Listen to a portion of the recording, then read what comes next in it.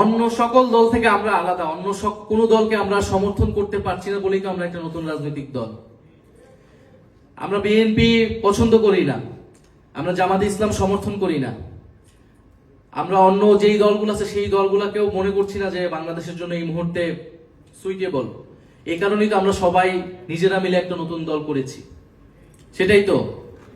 ফলে আমরা আমাদের দল তৈরি করব, আমরা আমাদের নিজেদের পায়ে দাঁড়াবো, এটাই আমাদের প্রথম এবং প্রধান লক্ষ্য।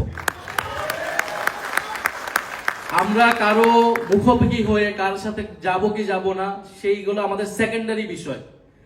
আমরা আমাদের পথ চলে এগিয়ে যাব। কেউ যদি আমাদের দ্বারা অনুপ্রাণিত হয় আমাদের সাথে এসে যুক্ত হতে হয়, তাদের জন্য ওয়েলকাম। দ্বিতীয়ত, নির্বাচন বা ভোটের মাঠে অনেক ধরনের জোট হয়, কোয়ালিশন হয়, সেগুলো কৌশলগত। সেই কৌশলগত সিদ্ধান্ত যদি নিতে হয়, যেটা যখন সময় আসবে তখন আমরা নিব, কিন্তু আমাদেরকে কারোর সাথে অ্যালাইন করে ভাবার কোনো সুযোগ নাই।